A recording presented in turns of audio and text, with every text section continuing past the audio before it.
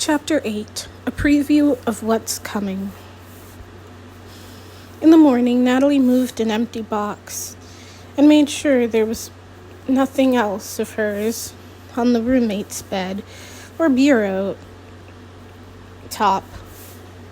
In the bathroom, she shifted her 2 towels to one rack so that the other was free and slid her toothbrush, toothpaste, and bottle of eye drops all the way to one side of the narrow glass shelf above the sink. All half-hearted efforts. At another time, another place, Natalie might have loved the companionship of a roommate, but not then. Not when there was so much turmoil and uncertainty. Natalie dreaded having another human being foisted into her private space. Quickly, she made up her bed and then reached up to rip the humiliating sign off the wall above her pillow. Make's own bed. It was pretty obvious, wasn't it? She tore it up and threw it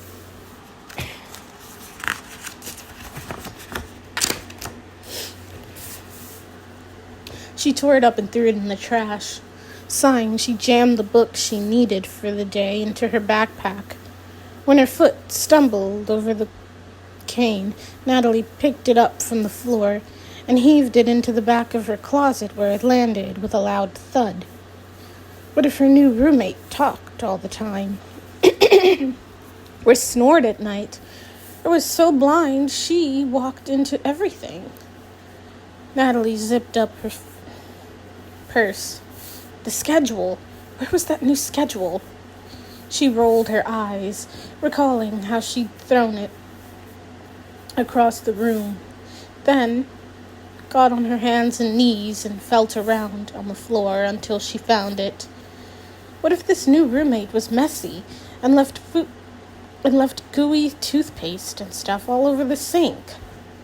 What if she used Natalie's towel by mistake? Or her hairbrush? Or her chapstick? Natalie figured she'd have to start keeping those things in a drawer now. She hoisted her backpack and started to walk out. Yeah. And what if this new roommate was the type who borrowed things without asking? Or stole? Natalie's new iPod might be pretty tempting, and it was so small. Natalie paused at the door with her hand on the knob. She held the doorknob so long it made her hand cold. What if her new roommate didn't want to be here either? Slowly, she walked back to her bed, where she let the heavy backpack fall off her shoulders onto the mattress. Tearing a sheet of paper out of a notebook, she sat down and began writing in large letters with her black felt-tip pen. Welcome to 202. My name is Natalie. I'm new too. What else? Natalie bit her lip again. She hoped her roommate could see well enough to read the note. I'll see you later, she added, then stopped and blacked it all out. Phrases like that were always popping up. People didn't mean anything cruel by them, but those prickly, everyday sayings could be as mood-altering as a vague stomachache. She started over again with a new piece of paper, ending it with, "Can't wait to meet you. By the way, blind people don't mind when you say things with C in them. Don't alter your vocabulary like that. It's really not that big of a deal." After placing the note on the empty bed, she joined the others in the lobby and took Serena's elbow for the long trek to the dining room. Let me not to the marriage of true minds. Admit impediments. Love is not love. In English, they were studying Shakespearean sonnets, and the teacher, a young woman named Miss Amelia, had written sonnet 116 on the blackboard. There is a beat behind every poem, a cadence of words in a pattern sequence, she told the class. Shakespeare used a lot of iambic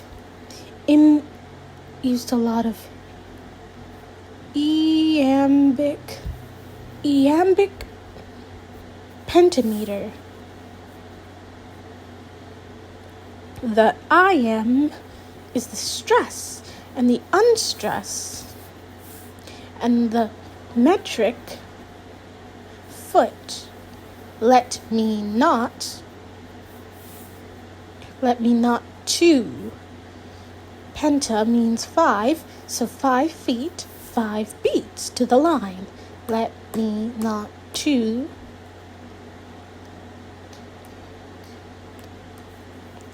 While she spoke, 3 students pounded on their braillers, which were like typewriters, except that instead of keys, they had 6 tabs that corresponded to the 6 dots in a braille cell.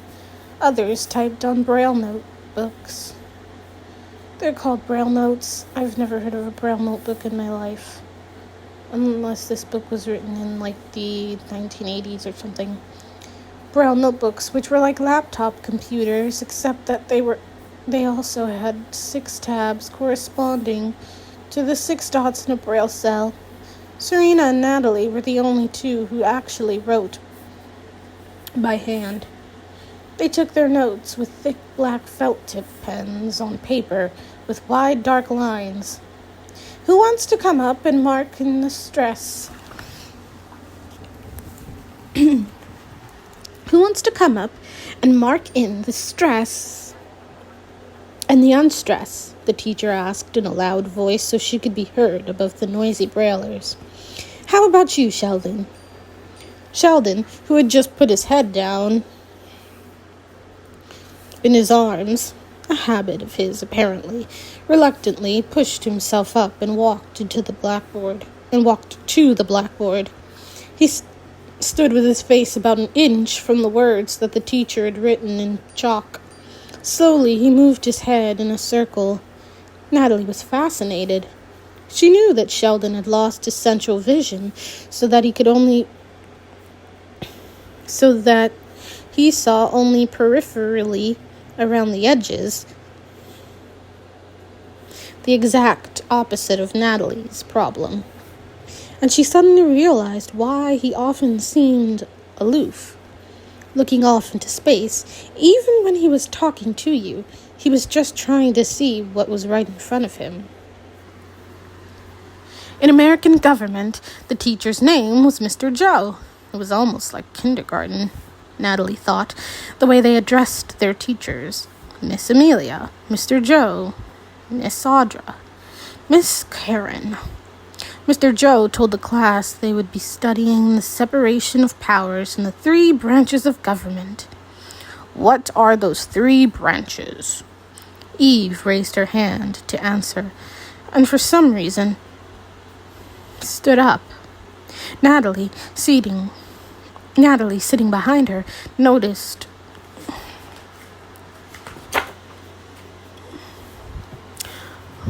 the huge red stain on the back of her white denim shorts. Her period? Natalie felt embarrassed for her. She knew she should quietly say something to Eve at the end of class, but what if no one told her? How did blind people deal with this? Sandpaper, silk, wool. With her fingertips, Natalie tried to feel each piece of material slowly, thoughtfully, the way her Braille teacher instructed. It's all tactile, Miss Karen emphasized. Your sense of touch becomes all important with Braille. Try the workbook page again. Just recognizing when a line of Braille ends is a major accomplishment.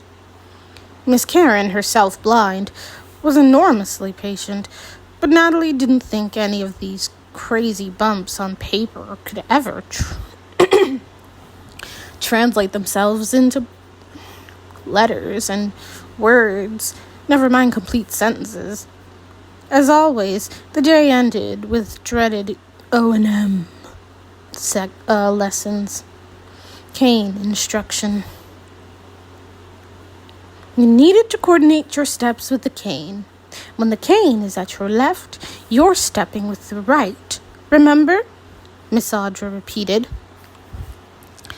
The cane previews what is coming and where you are going. What an awful phrase, Natalie thought. Previews what is coming? What they thought was coming was a horrible world of darkness. Natalie did not want to go there. She certainly didn't want a preview of the place. Natalie swung the cane so hard it thwacked into the wall on her right. No! Stop, Natalie! Again now. More gently, Miss Audra begged. Sweep only 2 inches wider than your body. Think about it. No, she did not want to think about it. This is where Natalie starts to get on my fucking nerves. Natalie's roommate arrived after school when the kids were gathering for teen group in the library. Teen group was mandatory. It was supposed to be fun, an activity followed by dinner, although it appeared no one had been told about the fun part. The kids sat stiffly at the tables arranged in a horseshoe, canes folded and placed under their chairs. As they did introductions, Natalie recognized most of the faces, although there were a couple of new ones too, including Thomas, who had brought his knitting. Do we have to come every week? Murph asked, sourly. Yes, said Miss Simon, a social worker in charge of the program. It's part of your schedule, Murph. She sounded tired, but forcing a little more enthusiasm when she was introducing the 4 young women from a nearby state college. Their names seemed to run together. Mindy Ellen Sasha Latanya.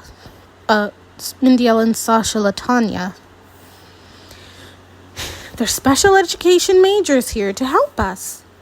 Suddenly a door opened at the side of the library. People, Miss Simon said, I want you to meet a new student. Her name is Gabriella. This is her first day. Natalie was so sure this was her roommate and sat up to get a better look. But the girl's head was down, her face obscured by long, wavy hair that was either white or very blonde. Natalie couldn't quite tell. She appeared neither fat or skinny, just kind of ordinary, with no other apparent disability, which was a relief to Natalie. Gabriella is from Baltimore, Miss Simon said. She turned to the girl. Is there a nickname you would like to use? Gabriella remained as still as a statue. Is there anything you'd like to be called rather than Gabriella? But the adult might as well have just been talking to the wall. Gabby, maybe? Nothing. The silence that followed made Natalie a bit uncomfortable. Maybe there was something wrong with her. Well, I hope each of you take the time to introduce yourselves to Gabriella later. Miss Simon pulled out a chair, whispered something, and Gabriella sat down. Okay, guys, I'm Mindy. One of the college students took over by clapping her hands together like a cheerleader, Natalie thought. I thought tonight we'd share some pizza. It's on its way. And maybe just talk a little. Get to know each other. Like, maybe you guys can give us an understanding of your world. Sheldon shot to an upright position and slapped both his hands on the table. Our world is the same world as yours, he exclaimed. It pisses me off when people like you make comments like that. Miss Simon stepped back. It was obvious she was going to let the college students handle it. Okay, another of the college students piped up. Thank you so much for your honesty. What else do you, find frustrating? Tell us. Natalie looked around at the others, who had kind of slumped back in their seats. She knew no one else was going to say anything, and she actually started to feel sorry for the college students. After all, they wanted to be special ed teachers. Maybe they lacked some communication skills, but they did want to help kids with problems. Natalie took a breath and raised her hand.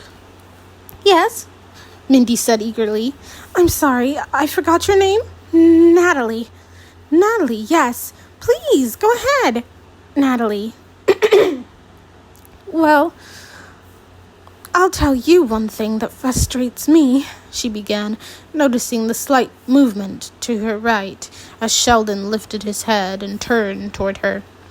I have to wear a hat to keep bright light out of my eyes, and it's awkward sometimes. People think I'm rude or have a hat fetish. A couple of the kids laughed softly. It's pretty embarrassing when I stumble over things, Natalie continued. I've heard people say, gosh, she's so clumsy, and it hurts my feelings. I can't help stumbling over something I can't see. Yes, I know exactly what Natalie... Yes, I know exactly what Natalie is saying, Arnob added enthusiastically. It is very frustrating when I walk into a wall. Some of the kids chuckled again. Also, Arnob went on, it is so difficult when I do not know whether someone is talking to me. People need to identify themselves, said Paula from her seat in the wheelchair. So we know who we're talking to, or who is talking to us. What really burns me up, JJ said, are people who tap me on the shoulder and say, guess who this is? I mean, don't play those stupid games with me, man. Yeah, Murph agreed. She sat up and was rubbing her hands together excitedly. I hate that, and I hate it when people ask me why I'm smelling that book. You know, just because I have to hold it close. People see you with a cane and they think you're weird, or else they treat you like a... Or people see you with a cane and they think you're weird, or else treat you like a baby, Eve added, or like you're mentally retarded. JJ interjected. You know, here, sweetie, let me help you across the street. Oh, I hate that sweetie voice. Murph shouted. Shh, Miss Simon warned her to keep her voice down. Eve raised her hand timidly. It really annoys me, she said softly, when people talk so loud. They practically shout in my ear sometimes. Really, just because I'm blind, it doesn't mean that I'm deaf too. She's right, JJ agreed loudly. What's wrong with people? I'll tell you what was really embarrassing for me. At this public school where I used to go, I walked into the girls' bathroom. The kids burst out laughing. Yeah, oh man, you should have heard them scream, JJ went on. But I said, whoa, don't worry, I can't see anything. The kids laughed even harder. Even the college students joined in. When things started to settle down, Mark, one of only a couple kids who weren't laughing, spoke up from his wheelchair at the far end of the table. Public school. You want to talk about public school? Kids at my school would jump in front of me to see if I could see them, he told them. Natalie could tell by his voice that it was a bitter memory. They would snap their fingers in front of my eyes. One time, they pushed me down a hill. Another time, into the trophy case. The group fell quiet. Do you know why my arms are full of tattoos? He asked them. It's because I needed to show those kids that I was not a coward. Maybe I'm in a chair, and maybe I'm blind, but it doesn't mean I'm a sissy." The room remained silent. Mindy finally spoke up and tried to shift the conversation by focusing on Natalie's silent new roommate. "Gabriella," she said, what frustrates you?" The girl lifted her chin and shook back her hair. She had a pretty face with clear skin. Her long hair was tucked behind one ear now, and Natalie thought she saw the sparkle of several earrings. "I'll tell you what frustrates me," Gabriella said. "You, all of you. You're a bunch of freaks, if you ask me. I have no intention of staying here and being a part of this group." Her words hurt. Stung, actually. The table went silent again. Even Natalie felt the bite of her insult. She felt sorry for the group, for herself as well, because she was a part of the group now. However much she wanted to deny it. But Natalie would have to admit something else. She understood exactly how Gabriella felt.